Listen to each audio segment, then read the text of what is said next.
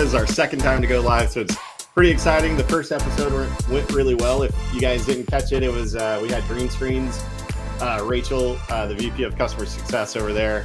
So that was a great episode. Today, we've got another packed full episode. We're going to be talking about some pretty bold topics here.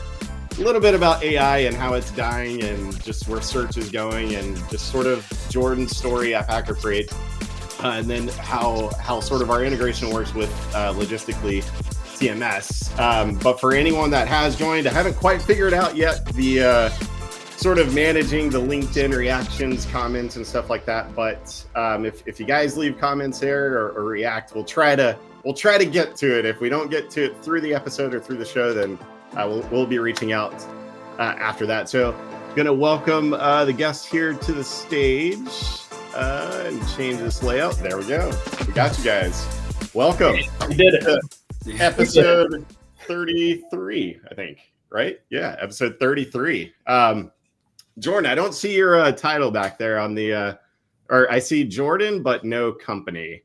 If you want to fix that, just put Jordan Packer Freight. While he's doing that, Corey, why don't you introduce yourself? Tell us who you are, what you do, Logistically, everything from there. Yeah, Corey Coogan, president of Logistically. I've been around since 2014. We sell a TMS product. It's my rubber duck. A free sales rep. For tech guys out there, the rubber duck is supposed to help you flush out ideas. And when you're in the shower and those you find the solution to something that you've been thinking about, and it just kind of pops into your head. Not to take things too far off topic, you use a rubber duck. It's called the rubber duck method. You talk to the rubber duck and you solve those things, and it's the same as having a coworker come over and explain to them, and then you're like, oh, I know the answer now. So those of you listening, you should all have rubber ducks on your desk to solve all your problems. That's the birth of Logistically TMS. It kind of is, yeah. Been around since 2014. Started as a smaller product. Started giving it to my only customers. Competitors actually wanted it, and just kind of grew it from there. Refactored. Started brand new in 2014, and targeting 3PLs and shippers, and continuing to grow multimodal LTL. We got a nice marketplace. So yeah, we've been partnered for what's it been, like 3-4 years? Seems like longer. It's been a long time, and probably 4 or 5 years, I think, Chris. Yeah. So we'll talk a little bit about the integration and it's the evolution of it. I mean, as you know, our product has evolved, our integration has, and customers like Jordan at Packer Freight. Tell us who you are, what you do, the ins and outs. Yeah, Jordan LaPlant, general manager at Packer Freight. We are a full-service third-party logistics provider based out of Green Bay, Wisconsin. We have been in service since 2019. We've been with Logistically since we started, and we've been with Chris now for going on a year, our second stint with Chris. So using their service offerings to help us streamline our processes and efficiencies within our organization. So yeah, and both of you guys are out of Green Bay, which is super cool. We went up there and had a little happy hour up there. What was it, Anduzzi's? Anduzzi's right by Meadows of Lambeau. Yeah, right next to Lambeau. That was pretty cool. That was really awesome. The airport was quick too. I didn't expect that. There's only 2 terminals. That's nice. Yeah, that's great. When I flew, I had to go to the TIA conference last year in Phoenix, and I got to the airport, realized I left my wallet at home, and I was able to go back home, get my wallet, come back, and still have time to kill to get on that airplane. That's how nice our airport is. Yeah. So I want to start with this intro topic here. I was looking at a couple articles. It's funny because some of our customers and friends will shoot out just TikToks through the day and like, hey, did you catch this? It's usually there's like people bitching and moaning about freight, how cheap it is, load boards, and just all this slew of things that always go on. And what I noticed in one of these articles, and what I do, I used to YouTube stuff. Like if I wanted to know how to do stuff, like fix my dishwasher, I would YouTube it, or I would, whatever I needed to know, I would YouTube it. like before that, I would Google it, and then I would have to like interpret the results and click the article, find the one that was like most relevant to my situation. I think now, like even like TikTok, right? It's a faster format of YouTube. Like it's just fucking right there, and it like picks up on your stuff, and just like the algo that's there, and all those things that just like pop things up to you. What I noticed is like, not no rag on load boards, but it's a task and it's a process. Like you have to go and search. And we've talked about this here before at Cargo Chief. Like the searching part of it is eventually going to go away, and that's sort of what we've done with you guys there at Packer Freight through Logistically TMS. That like capacity served up on a platter, right? And it's like you don't have to go and search for things.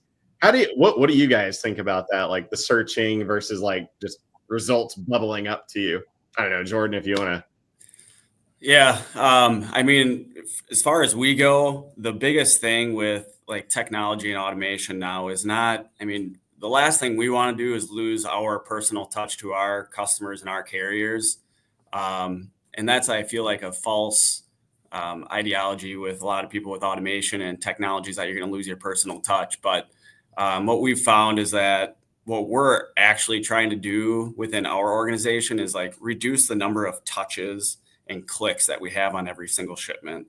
And like you were kind of saying, like that typical search, what trucks are available and posting loads and all that extra non-value added work, in my opinion, can be kind of streamlined through tools like Cargo Chief, where, you get that load from your customer, and now you're able to set up these projects where you're able to automatically outreach to your carriers, and you have this much more like simple solution to automate your processes and free up some of that time for your team to go, have those deeper conversations with carriers and customers, and what other lanes do they have?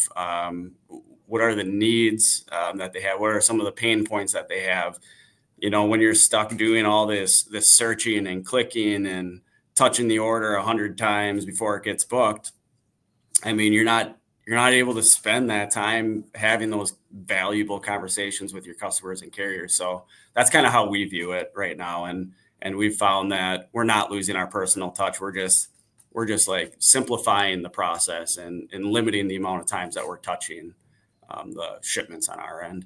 Yeah. Corey, what do you think? Like, was that something you would do too? Building out Logistically, like, obviously you knew what you were doing, but there's a lot of tools out there that you don't necessarily have to search anymore. And just, I don't know, what's your take on that? Yeah. Just seeing how well that booking assistant's working for Jordan and Packer Freight and the other customers that are using it. I'd say it's pretty incredible. And mainly in that, and again, I'm not ragging on load boards either. Yeah. But we've been hearing more and more from customers about fraud, and a lot of it stemming from load boards. So I know a lot of brokers and 3PLs and even shippers are trying to kind of move away from that because of the unknowns. It's just, if you can work with your vetted carriers to get these lanes covered, that's always going to be better than having to introduce a new vendor into the mix, an unknown entity, if you will.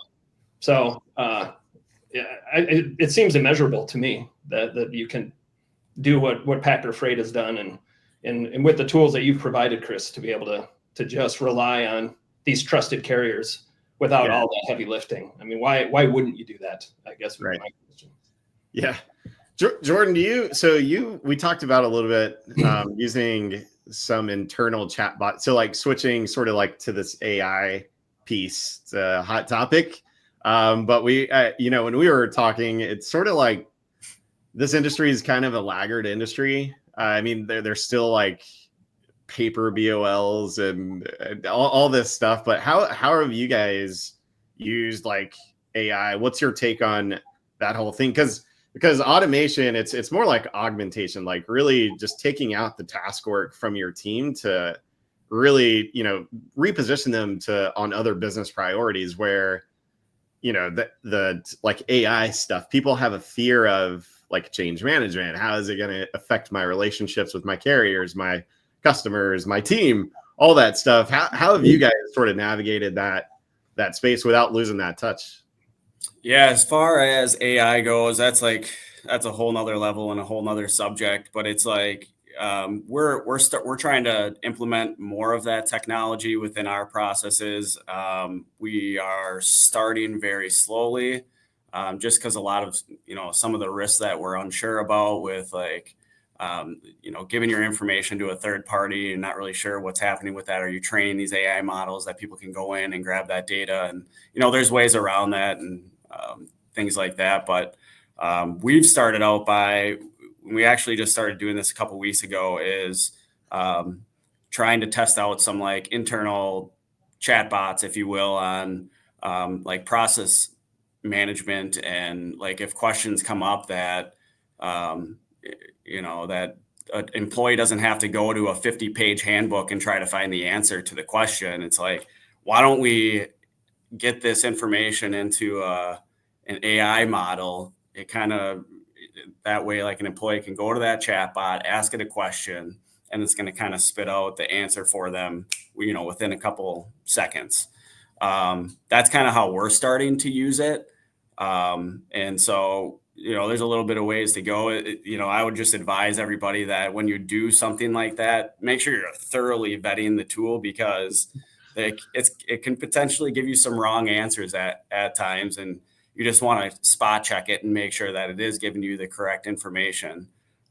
Just an example, like when we were adding our handbook to this AI chatbot, and we said after 5 years of tenure, how many vacation days do you get? And it gave us the wrong answer, and it inflated it significantly. So no one showed up to work tomorrow. Yeah. So 6 months vacation. Yeah. So we're being very careful about that. You just don't want to feed the team like the wrong answers at the same time, but it can be very valuable as you do refine the tool and give it the correct prompts when you're asking it a question. The idea is that it's gonna, instead of them having to go find the answer and take a half hour of their time to go get it, or go get up and go ask somebody else for the answer, they can just kind of take care of it themselves. Yeah, it's like we were talking before, I use it sort of more to learn faster, not necessarily to replace my tasks, I guess. I mean, because that's expensive. Corey, you sort of had a take on that, right? Like, people come and ask, do you have AI such and such? What's your take on that? Yeah, I mean, we're working on some carefully curated AI functions right now, but it does get very expensive. I think there's a bit of an illusion that that it's cheap, and that's probably because I can go to Chat GPT and type in a question and get an answer. It doesn't cost me a penny. But once you start adding APIs to that mix and automating these things and building it into a tool, it becomes surprisingly expensive. You have to pay for every character that goes in and every character that goes out. So as you start refining things and I guess changing your prompt to get what you're looking for, each one of those in and out inputs and outputs costs money. So it could be kind of a scary thing, to implement something like that without safeguards, especially. And just not knowing that, what's going to come of this. What's my bill going to look like after this is out in the wild for a while?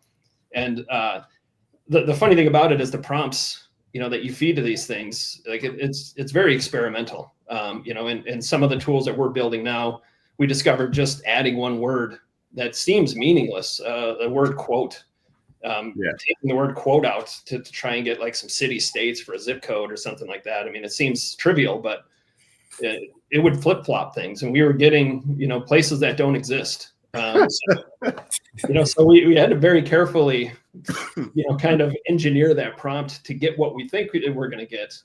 But again, each one of those iterations is costing money, and it's very important to make sure that you're putting those checks in place to verify that information and make sure it's good, because that's the other part that's always scary is we think it's right now, but is it? Once it gets out there, you really have to review those logs and verify things to make sure that it is acting the way that you want it to. It's reliability is, it's a lot of times it's great, it's 100%, but a lot of times it isn't, and because of that, you just don't know without checking. So I think it comes with a little bit of anxiety, especially for people that are trying to build the tools around it. Yeah, because you guys trust us with your freight, and that's like your whole business, and like, when we, Jordan, when we turn on some of your lanes and they come through, it's like, Corey mentioned the logs. There's several records every single load, and the expectation when a load goes out, well, we built it like this and we thought it went out, but in reality, whenever it was built, there was one little, like, the time was checked with not an appointment or something, and it caused it to trigger. And then, like, those are the things that we really fine tune whenever we have to roll the processes out, like Book Now and stuff. And it's that's it'd be cool to have some AI to do that for us, but that's, like Corey said, it's risky, and it's can be expensive. What do you think we're, I guess, from both of your perspectives, I'd like to hear maybe Jordan, like from a brokerage side, do you think like we're reaching the ceiling for where AI is right now?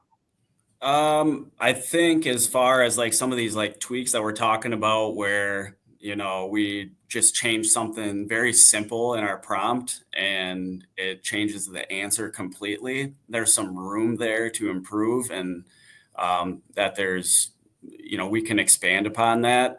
But I think there's a lot of tools out there now that are with like the concept to solve a lot of different problems via AI. I think it's more just like refining those processes at this point and making sure that they're working the way that you would expect them to work. I don't know exactly. It's hard to predict, man, where it's going to go or if we've reached the ceiling, but I think more or less the tools are out there and available. It's just a matter of getting them up to speed with what the expectations are from people. I would just advise people to temper their expectations on AI until like this, everything is refined and very where you're confident in what it's telling you. So just have a little bit of skepticism when you're using it. Yeah, I think there's room in custom built solutions, for sure. I've read a few articles though, just talking about ChatGPT, the model, the large language model, the LLM of ChatGPT, which is basically the internet, I think, at this point. And what's interesting about that, right? It's supposed to be predictive and predict like what the next word is. That's how it works, right? But it takes everything it knows, and based on this prompt, it just keeps guessing at the next word with a high probability, and somehow magically, can spit out this amazing content. I've used it to draft emails and all sorts of things. So it's great at that. The stuff that I read regarding that, the ceiling was really around that LLM, that, there's nothing left to index at that point, right? We're at a spot where it's all in there. I mean, new knowledge is going to come out. It'll get fed into the model. So it will continue to evolve as we are evolving. Yeah.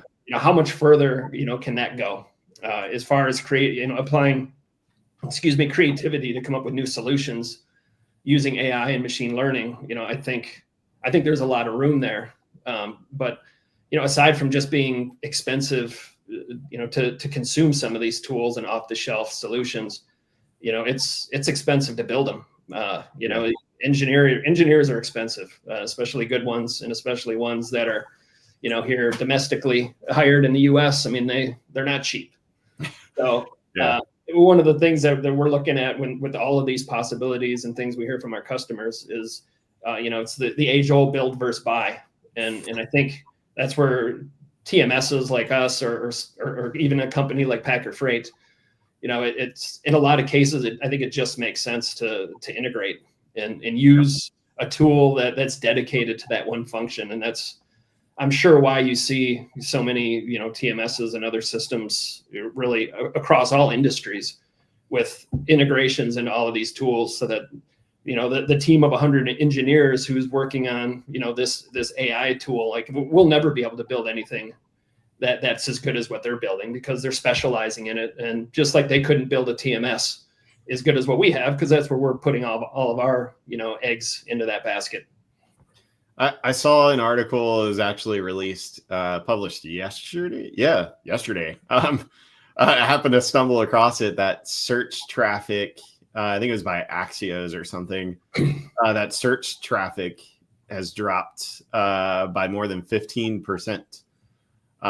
Where like Chat GPT or AI referrals have increased by like 5.5 million across the year. So I'm looking at a chart. I wish I could share it. I'll figure out how to share stuff next time. But so just saying words over here. But that's crazy because man, like in a perfect world of a broker, like how much AI can you have? I would think that it's really, and Jordan, you tell me, but like, because I think Corey and I want to say you guys are like building like a quote tool or something, like an auto quote, if you want to talk more about that. But like you could get, let's just say, a quote from your customer or an email, and you have an auto rater and it rates, and then they say yes. And then you have something that builds the load. And then you have something in your TMS that sets the appointments. I know there's like queued, I think is how you say it. I'm not totally sure, but like they have an appointment setter and you can like auto schedule that. And then your loads just automatically go out and your carriers can automatically book. And then the rate con auto executes. And then now you have tracking that is like auto tracking. And then fucking, what is it, like document processing automated? Like, they're all pieces here. How much more automated can you get? Beyond that, people are always looking for ways to like grow their business. I think there's probably some room there, like to win more freight maybe. But how much further can you go? Like what's y'all's take on that? Well, I think a lot of what you said kind of falls into that fallacy of AI, right? Aside from the document thing, nothing that you described is really AI. Right. So it's a buzzword, and yeah, I think people are just branding just regular old programming and algorithms as AI now, because I've seen a lot of tools when I look through it, and I wonder like, where's AI involved in this, right? Definitely like document processing is huge, and that's something that we're getting started on as well, so that if somebody uploads an invoice, a carrier invoice, it's going to be smart enough to find the invoice number, the invoice date, the amount, and pull that off digitally. Obviously you have to train these things. The challenge on it though is full truckload carriers, they'll upload, this combined document, and it's got 3 scale tickets, a BOL, a POD, an invoice, and in no particular order. And sometimes in between pages 1 and 2. Landscape. Yeah. Right. So training a model, on all of those things, you need AI for that, I think, to do it efficiently. And there's some tools that existed before, but they're very brittle, because it has to very carefully get those mappings right. It's actually looking at coordinates on the document. So they were very unreliable, but that's a perfect use case for AI. Dealing with images in AI is expensive, more expensive than text. So, again, that's another tool that sounds great and is great. We're going to try and do it in a way that we can offer it at an affordable price. But the tools that are out there that deal with it, they're not cheap. So you can look at these automations and say, this will save me this time, but the cost could end up being the same as hiring somebody. At the end of a year, depending on your volume. And I think that's just something people need to understand is these solutions are not going to be cheap, for anybody. Maybe over time the cost may come down, and probably will, but right now. They're definitely cost prohibitive for smaller companies. Yeah, Jordan, in one word, would you love to just come in and have your freight booked and just what do you do? If freight's just like getting EDI'd from your shipper, what do you do? Just manage rules and configuration, I guess, at that point. So now you're just like an analyst. I don't know. That's crazy to think about, isn't it? Yeah. for us at least, we are implementing tools in kind of each step of the way from quote to cash that help automate the processes. But really they're tools to help our team make decisions, make more well-informed decisions more than anything. So I think there's tools, there's so many tools out there. And I know we've talked about this before, but it's really, there's a fine line in determining what's the best fit for your organization. What are the differences between the tools? What works? What's just going to work the best for you? It's a very hard decision and thing to kind of grasp your hands around. But the last thing we want to do is become a digital freight broker. So we don't want to just have people coming in and being analysts. We want them having those real conversations with our shippers, real conversations with the carriers. Yeah. And that's what these tools are really helping us do, is make more quicker decisions, more well-informed decisions. And it just frees up some time for them to have those deeper relationships and create new relationships too. Yeah. Quickly, I wanted to give you a quick story on AI. Several months back, and how you need to just like make sure you're fact checking it. I was using it. I gave it like our ideal customer profile, and I said, "Hey, can you give me top 50 prospects for Packer Freight based on this, and the other thing?" It gave me a list, and these were companies, based out of Wisconsin. That's a big target for us. It gave me a list of like 50 companies, and I'm like, damn, I've never heard of any of these companies. So I'm like, either I just don't know who's out there, or I don't know. So I started researching it a little bit, that list, and I went down the list and I looked at those like top 10 prospects. I couldn't find anything on them. And I went back to ChatGPT and I'm like, hey, I'm having a really hard time finding information on these companies that you provided me. And it literally came back and told me that it lied to me. And that it just wanted to give me an answer. Those models are trained to like give you an answer, whether it's right or wrong.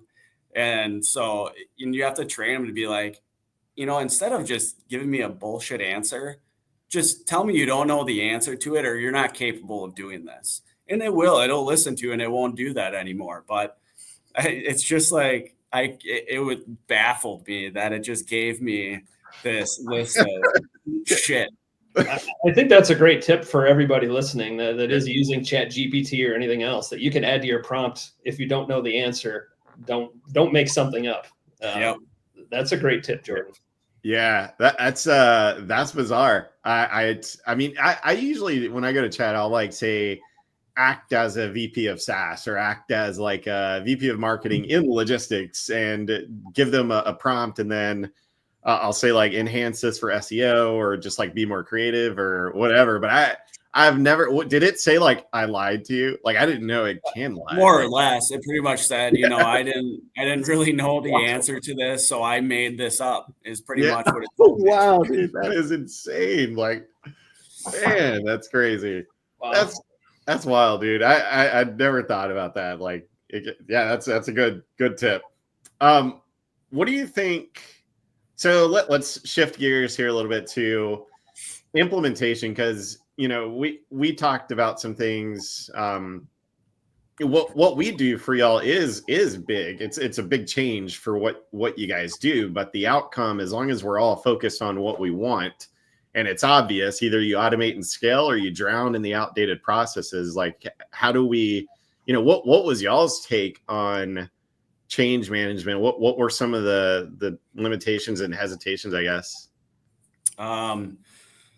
That's by far the most difficult part about implementing a new tool into the system, is you're asking people to do something different than how they've always been used to doing it.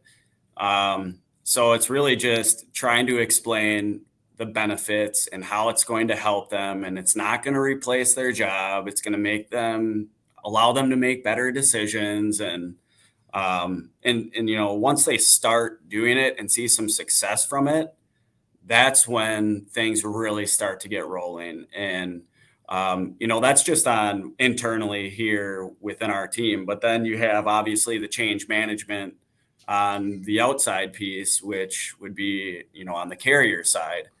And, they're used to getting an email from somebody saying, hey, I got this load available. You guys are usually doing it. Are you going to be available next Tuesday? And there's just like this email exchange that's taking time. But for them to be able to just get an email saying, hey, this load just popped up, you can book it now. There might be they might not quite understand. You just have to have that conversation up front with them, be like, hey, we implemented this new process. And that's probably the biggest piece, is that making them aware of the change and kind of what the expectation is moving forward. And then once they do start to use it, again, just as it was internally, you see a lot of success and some good reviews about it. We've pulled a few customers on this automated freight booking through Cargo Chief, just say, hey, how do you guys like it? Does it work good for you?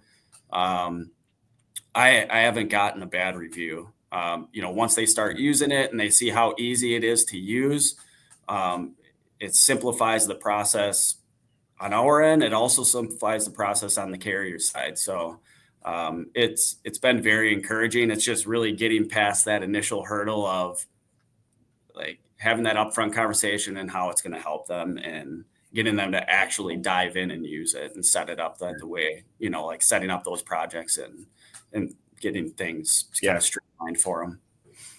Yeah. And that's, one thing is that this booking freight traditionally, is just a load board, and they call and they see their load posted and they call in, and they could be 19th in queue and they're a regular carrier for you. They just didn't, nobody reached out to that carrier for whatever reason. Maybe somebody else built the load and then somebody else is the ops rep on it. And I think even for carriers, when we're working through some other carrier profiles, we'll ask them like, hey, this is setting you guys up as a primary carrier for Packer Freight or whoever it is. And they're like, you guys have had some strong comments from carriers, like, and you can share some of that in a sec, but like carriers they're very favorable of it, because they tell us like, so you mean we're not going to have to see our freight on a marketplace anymore? Like, we're not going to have to see it out on a load board? Like, yeah, keep sending it to me every time, because rather than me waiting for you to call me, because the broker already knows that carrier is going to take the load at what rate. It's just a matter of finding that 2 to 3 minutes through the day to call. And even in you guys are, what sort of business model is it? Is it, I forgot, is it cradle to grave or split or both? I think it's split. Both, isn't it? Yeah. Yeah. So in that case, like somebody's building the load and the other person is like, there can be a lag between that. Maybe that person went to the restroom or played ping pong. I don't know, but that it can cause like some time delays. And I don't know, what sort of things have you heard from your carriers? They rant and rave about it all the time, I know. Yeah, like I was saying, I mean, the carriers that we have pulled on the process, it takes a little bit for them to kind of to get used to it and make sure it's working the way that they would expect it to work. But once everything is set up like a well-oiled machine, it really, I haven't heard any negative feedback. One of the carriers even was like, "Hey, is this process here to stick around?" In a positive way.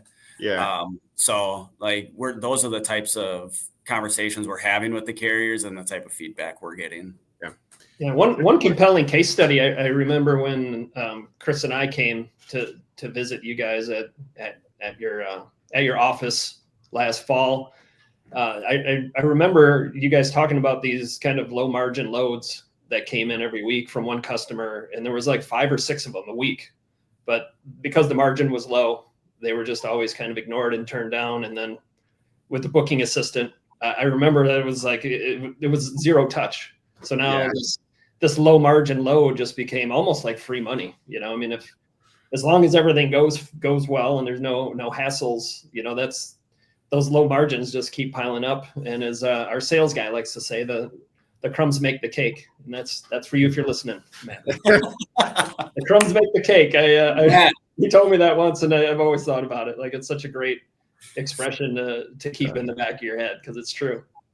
Yeah, it's I mean, especially in today's market, dude, you're losing by, I mean, somebody told me they got a regular lane that they were underbid by $7, I think is what they said. And you're losing loads on by $7. Like you man, like, and high volume, 30 loads a month. Like, I mean, when you talk about how can I pay the carrier the same and pass the savings back to my customer to make sure that that's my freight. And the only way to do it is to have a lower cost per load. Because if you're like, I think when I was up there, Jordan, you guys like posted a load out, and I forgot who I was sitting with. Oh shit, was it Zach? I think I was sitting with Zach, and he was like, so he was saying, so I just build this load in Logistically, and then what? I'm like, just, you don't have to do anything, just wait. And so rather than going to post it, he had the same carrier that he's been using replied, sent him an email and says like, hey, like I can do this, $575 or whatever. And, it's a low margin freight, but if you're fielding 20 calls, you're only going to book one of those. So the other 19 is a whole lot of noise for you to even work with. And in low margin freight, your time is your money. And, you're also ruining the reputation you have with your carriers and your brand. So if you're able to like, hey, yes, carrier, I'll send this to you every single time. Let's call it $50 in margin. Like, no one's going to hem and haw over that if it's zero touch. Like, it's just going to come through. Carrier, no, they're like, yeah, the expectation set of, yeah, just send it over every single time you got it for this rate. And then like right there in Logistically, the carrier gets assigned to it. The load offer goes, or the rate con auto executes to that carrier. And like, why would you do anything different? It just baffles me. And y'all size like range of freight brokerage. It's like, what do y'all do? Like 2,000 loads a month, somewhere around there? Like, yeah, somewhere right around there. Yep. And I guess for Corey, like a question for you, how does that vary, from what Packer does and like, their size? How does that vary between like company sizes that, that use Logistically, or maybe it's prospects who come in that are smaller or larger? Like what are their expectations of things, and how do you guys approach that? Yeah, I think a lot of them would do great with your tool. We talk to pretty much every customer about the plugins we have available, how they can help them. They don't all take advantage of it. And it kind of reminds me of a situation like 5-6 years ago when MacroPoint was just a couple years old, and it was really starting to gain traction. And we reached out to our customers and said, would you like us to integrate with MacroPoint? Would you use it? And almost all of them said, no, it's too expensive. But they have, one or two people on the phones all day doing check calls, right? So they're paying their salary, benefits, PTO, and just the space they take up in the office, computer, all those resources going towards a human. So now it's much different. I mean, our largest customers are all using MacroPoint or some other tracking tool. We have one built into our system as well, but they're using that, and check calls are just they're dwindling down, and people just aren't doing them, like they used to. I think this is kind of the same situation where, once they start to see the value in it and see that I'm using headcount to do all these steps that we've always done, and it's probably not necessary, at least not on all of our loads. So I think there will be a change as time goes on, and people start to see the value in that and hear more about it. It's just hard to conceptualize that it can be as smooth as it is.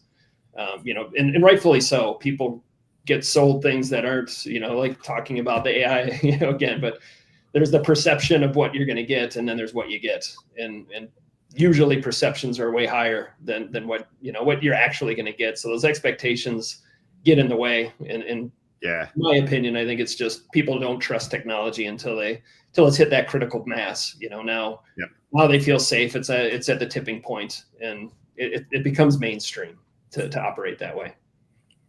Yeah. And that's like how Jordan, this is sort of our second stint running through this like full integration. But like, that's kind of how we looked at it, right? Like, let's roll it out to a certain amount of freight. And then now we set goals and milestones to where you're on, like, now it's replacing a full human essentially, and at a fraction of the cost. And it's like, we're on pace to like blow that out of the water, which is fucking awesome to see. And like, I think this takes us to another conversation of overselling.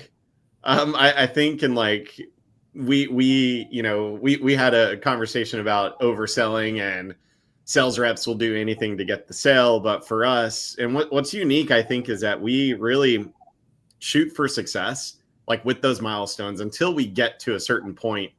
Then, like, we can start opening it up to more freight. And I don't know what's, some things there. I guess we kind of talked about it, Corey. My power might go out. I'm gonna just share that right now. There's like a windstorm going on outside. So I keep seeing the trees like about to hit the power lines. I don't know what's gonna happen, but if it does, stick around. Hopefully it doesn't knock us off. But I guess to the overselling thing, like, you guys, Corey, you guys have had to walk away from some prospects because, whatever reason, but some are locked in. And I think for us, somebody actually asked me this morning, they asked, hey, we're looking for more shippers. Do you guys do that?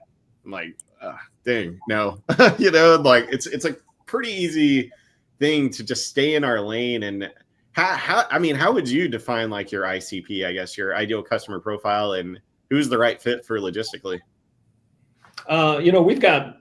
We've got plans that really try to push down that barrier of entry. We do get calls from people that we know they don't need a TMS, and that's where those expectations come in. Where our guy that handles sales came from another TMS before this. And they were incentivized to sell. So and once they closed the deal, they got their commission, they had quotas, and, I sold, now I'm done. That's all they had to do. So it was commonplace to just yes to whatever. And then let the implementation team and the product team deal with the fallout, the unhappy customers, people bailing. They got their quota and they got their commission.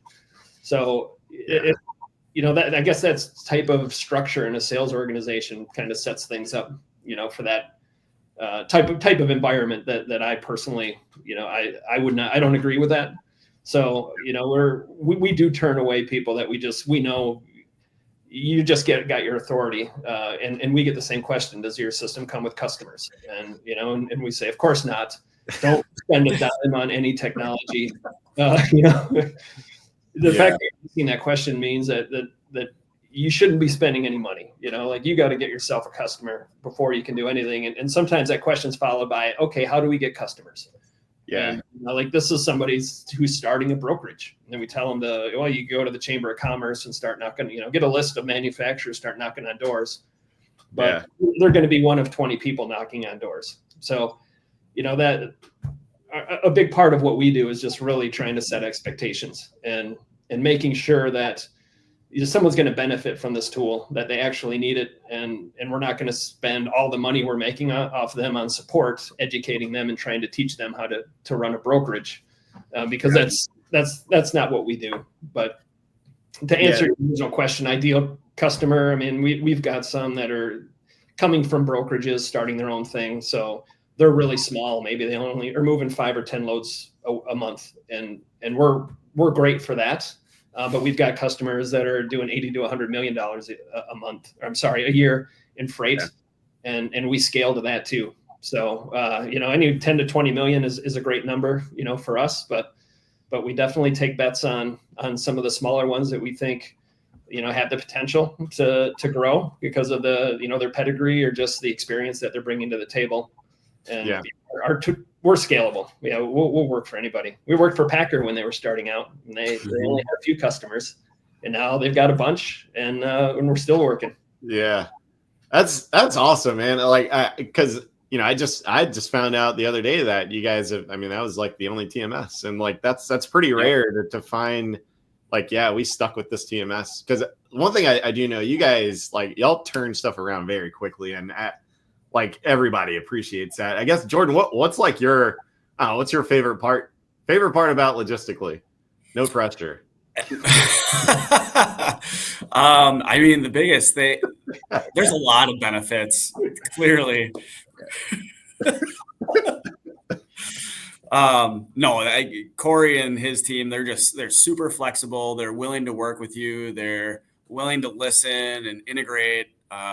There's so many integrations that they offer. So even if they're not going to build something out themselves, they're willing to integrate with others that are doing something similar to what you're asking for. So they've been great to work with when it comes to all that stuff. And the TMS has continuously evolved over the past 6 years that we've been with Corey. So they're constantly releasing new updates. If you have a suggestion, you're going to be heard. It's really a matter of, what's the lift on that upgrade that you're looking to have done, and if other customers are going to benefit from it as well. And there's a lot to promote Logistically. I mean, they're just good people. You can get a hold of Corey, and he's the president of the company. They're just really easy to work with. Yeah. Thanks, man. Yeah, that's awesome. That's awesome. All right. So I think, if there's anything last, I guess you want to say, Corey, any last advice for, not like they're dying or anything, but any advice for anyone listening that you would have on AI, rolling things out or a new TMS transition, stuff like that? I would just say to do your homework, to be skeptical and ask a lot of questions about how things work, about reliability, and verification, especially when it comes to AI.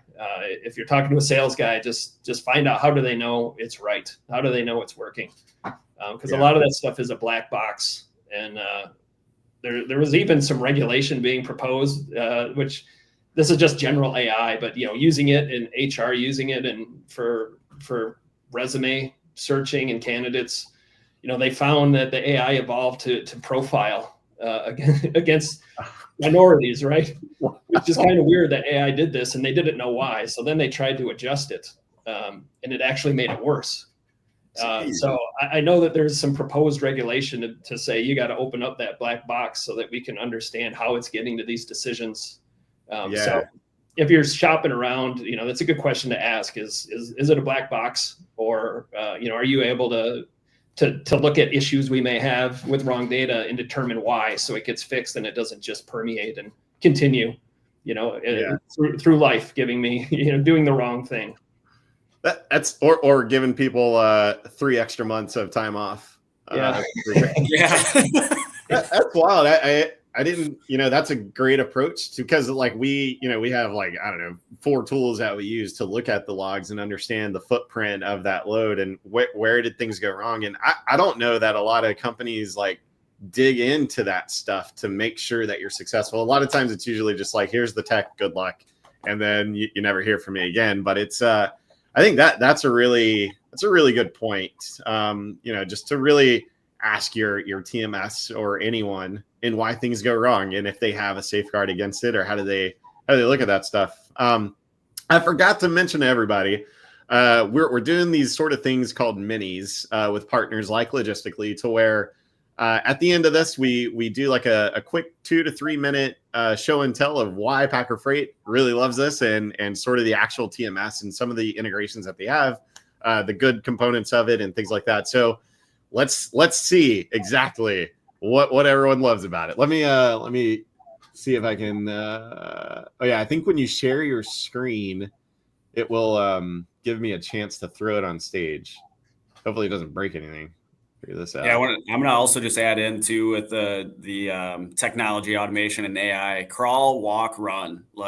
Temper your expectations. Don't expect that coming out of the gates you're just going to get exactly what you were expecting out of it right away. There's going to be a ramp up period. And I think it's very important to understand that with any piece of technology or automation out there. Yeah. And that the pricing is in line with those goals. Yes. It's always you don't want to get slapped with a $40,000 bill all of a sudden, and it hasn't even worked yet. I think that's the thing too. Like people can be, it can be misrepresented because, like Corey said, the sales is just going to try to get the sale, and like doing both sides. Like we understand that if this is a heavy lift, I have to like set the expectation that I'm going to be doing the work for it too. So it's can't just cross it over the finish line. Corey, did you figure that out yet? Yeah. Oh, there it is. Now it's popping up here. Let me waiting for you, Chris. Yeah, there it is. It was right on cue. I see it. I think we're good. All right, give us a show. Yeah, this is really, I guess, the heart of the Cargo Chief integration. Aside from entering an API key, it's a little underwhelming, and I think that's on purpose because it is so simple. Before I get too far, I'm going to make a plug for our LTL marketplace. We've been touting it. It's been great for a lot of people, getting some very competitive rates. So check it out. Check us out if you're looking to compete in the LTL arena. Just kind of reduce the chaos. We're saying we're unlocking LTL. That's kind of been our bit. But back to this. Just back to, I guess, the use case that was described earlier. So somebody on Jordan's team builds a load. That load gets automatically sent to Cargo Chief.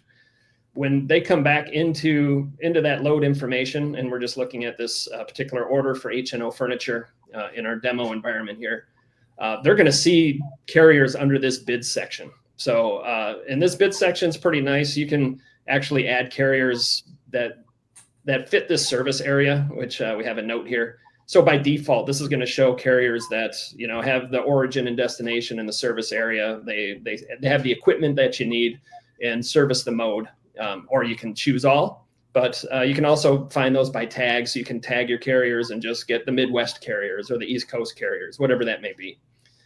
So you can mix that in if you wanted to. But when Cargo Chief gets that request, they just send these automatic bids right back into the TMS. So in this case, Cargo Chief sent a $3,000 bid from AAA, 32 from ABC, and 3250 from Lineway Transit.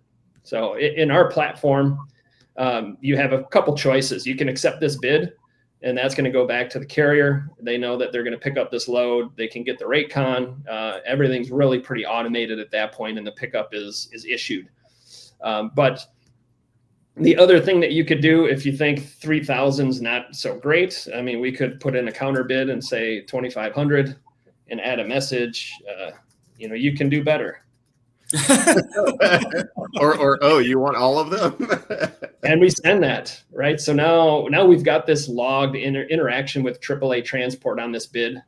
And we didn't have to do anything because Cargo Chief brought it right to us with this rate. So chances are through Cargo Chief, you're probably just going to accept it because this has been pre-negotiated. But it's really powerful to be able to have all of this right in the TMS. It's not just through email. So you can come back to this anytime and you can see that these were delivered to the intended recipients and when. So we've got reports around this stuff as well. So you can check out some analytics and see how the bidding is going. But there's also this Book It Now feature, which I think is even more compelling. And Chris you didn't bring that up today, but I think it's a preferred carrier, right? On particular lanes get set. So when Cargo Chief sends us these carrier bids, they're sending us one, and it says that, this is booked. So we know that it's been booked with this carrier. That's zero touch for Packer Freight or anyone else using this.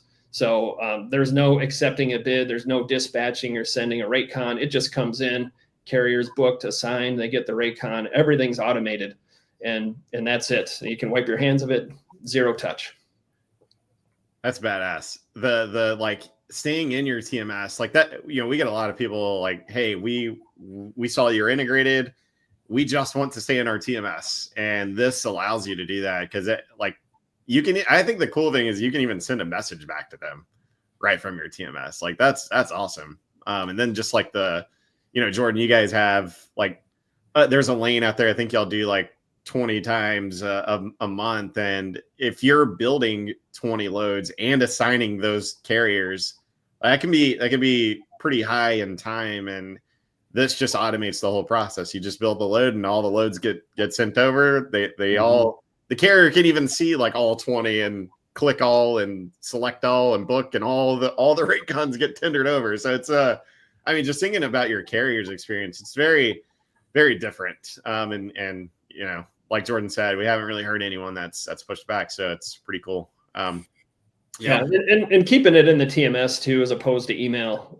You know, not only can we report on this and analyze those metrics, but one of the complaints we heard before we rolled this thing out was that how difficult it is dealing with email. Right, you may have 20 loads you're trying to cover. Now you've got 20 email threads going back and forth with, you know, maybe 4 or 5 carriers per load. I mean, there's, you know, hundreds of emails. Just to cover these loads, and trying to parse through those. I mean, I can see how people would get confused and possibly think, oh, you know, I booked the wrong carrier on this load. I meant it to be this load. Very error prone. So definitely keeping it in the system is I think by far superior than relying on email, which it can be unreliable and just a burden. I think we could all agree that email is a burden. Cause more work. Yeah. All right, Corey. Appreciate it, man, for that quick demo there. Jordan, Corey, it's been a pleasure, guys. And for anyone else listening, check us out. You can find more about Logistically on LinkedIn. Go to their website. Same for us if you want to hear more. And if you're a shipper or a carrier and want to improve your experience, reach out to Jordan at Packer Freight, the also a sister company of the biggest nuts in town, right? I think it's something like that. That's right. Yeah, Packer Fastener. Yeah, here we go. It's a pretty cool place. If you're in Green Bay and you're a carrier and just want to stop by, it's a pretty cool nut just sitting out there out of their office. We literally have the world's largest hex nut sitting right outside our building. So yeah, main attraction of Green Bay, Wisconsin. There we go. There we go. All right, guys. Appreciate it. And everyone else, we'll catch you on the next episode.